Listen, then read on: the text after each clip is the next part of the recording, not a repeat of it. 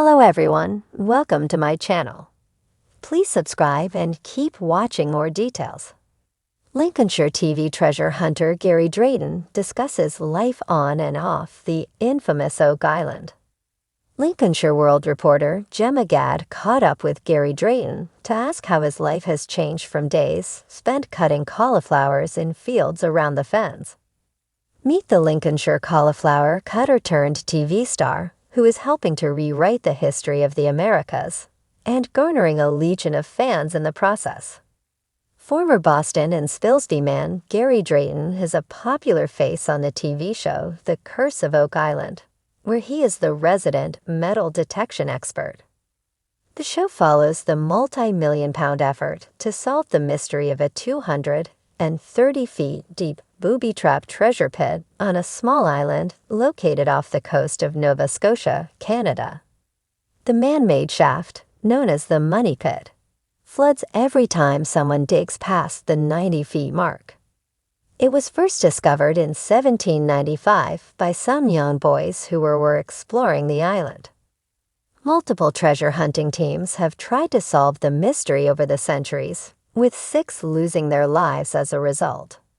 The show follows the latest effort, led by Canadian brothers Rick and Marty Legina.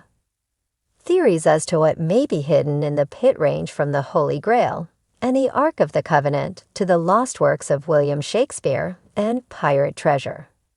After joining the show in Season 2, initially in just a behind-the-scenes role, Gary was quick to win over the show's producers.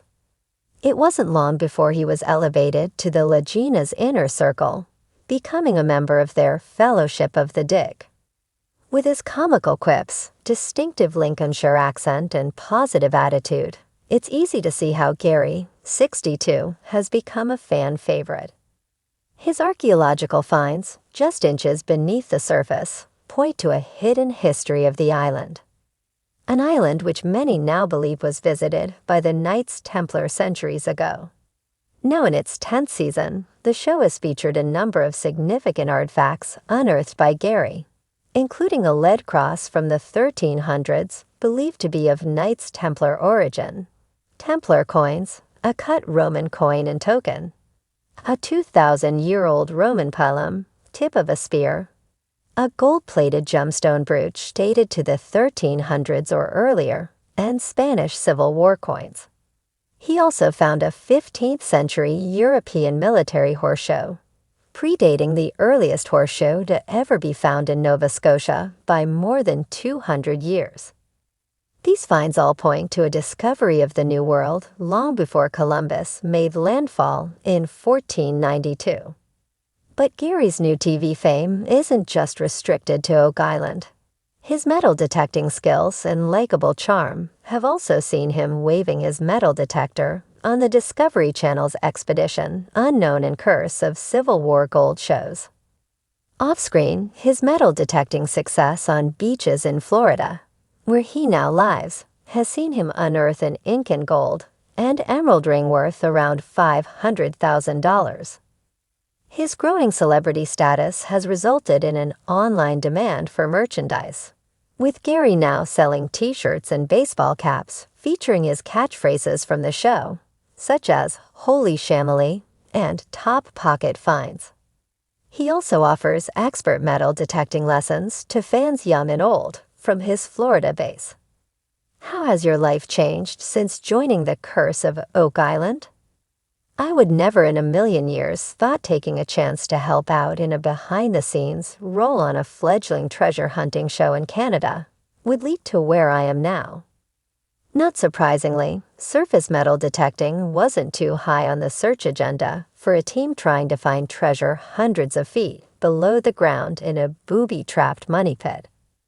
It took what I refer to as the 3 Ps of treasure hunting: patience, persistence, perseverance, and a whole lot of important detected artifacts to persuade the team that surface metal detecting is a valuable asset to the search. Becoming a full-time member of Rick and Marty's Fellowship of the Dig certainly changed my life forever. Another one of my favorite metal detecting sayings is "you never know unless you go," and I am more than happy to tell you, I went, And now I know. You get a lot of love on the OI Facebook groups. Can you tell us about your fan base? I remember when I first joined social media sites, posting photos of Spanish treasure and modern jewelry finds from Florida to show what could be found with a metal detector.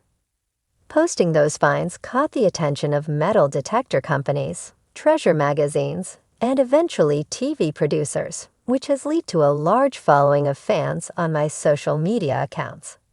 No matter how busy I am, I still find the time to answer questions from my loyal fan base, hopefully helping others to have success in the fantastic hobby of metal detecting. If you are a follower of my social media pages, you probably already know I don't take life too seriously.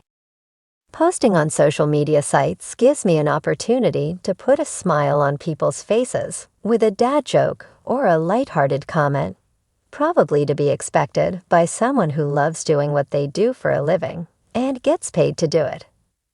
I know the Oak Island treasure hunt is a serious business, but there is always room in the workday for a pun or dad joke to lighten the mood when things don't go our way. Another side effect of being on such a popular TV show is I get recognized wherever I go. Some of the strangest places people have asked for selfies are in a hospital operating room and in King Tut's tomb in the Valley of the Kings on a recent trip to Egypt. It's all good, as one of my favorite things about being on the show is the fans. I get to meet people from all walks of life.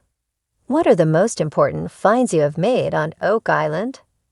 Without doubt, the medieval lead cross recovered from Smith's Cove during Season 5 is my favorite Oak Island metal detecting find. Up next on my favorite finds list would be the antique brooches recovered on various lots around the island, and the cut Roman coin was also pretty cool.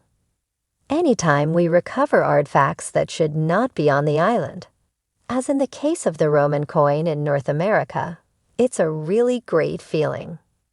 Your top pocket finds seem to suggest either a Templar presence or a Roman one on Oak Island.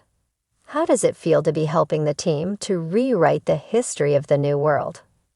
I still love driving across the causeway to Oak Island because every time I do it, I know I have the chance to potentially remake or make North American history using my metal detector. It's also a pretty special feeling knowing you are part of a treasure hunting team working to solve North America's longest treasure hunt. When I meet fans of the show, they always tell me how they love my positivity and excitement at the metal detecting finds. I guess there really is no hiding the fact that I really do love my job. One of your phrases on the show is Roman baby. Do you think it's possible the ancient Romans could have visited the island? To be honest, because of the discoveries the team have made, anything is possible. But I personally believe it is more likely a group of people with ancient treasures took them to Oak Island. The medieval lead cross, Chinese coin, and cut Roman coin are a long way from home, and not exactly the type of things I would ever have imagined detecting in Nova Scotia, Canada. In my opinion, these intriguing finds cannot just be one-offs, and I will try my hardest to find more when I return to Metal Detect on Oak Island. I still stay very busy in the Oak Island off-season, working 6 or 7 days a week, giving metal detecting and treasure hunting lessons to Oak Island fans in Florida. One of my favorite things about being a regular cast member of the show is meeting and greeting fans of the show. My treasure hunting lesson business allows me to hang out with die-hard fans of the show and change their treasure hunting fortunes as I help them get ahead of the metal detecting curve. I meet people from all over the world and from all walks of life who want to take up metal detecting because they saw me on TV having a great time saving history. Tell us about your connection to Lincolnshire. You can take the boy out of Lincolnshire, but you cannot take the Lincolnshire out of the boy. This pretty much sums up my relation to the county I was born in, and will always consider to be my home. I am very fortunate to still be able to cross the pond and visit family and friends back in Lincolnshire on an annual basis.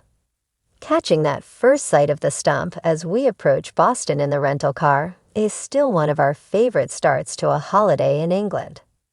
Seeing the Boston stump means fish and chips, Lincolnshire sausages, and a pint of Bateman's Bitter are on the menu as we visit family and friends around Lincolnshire.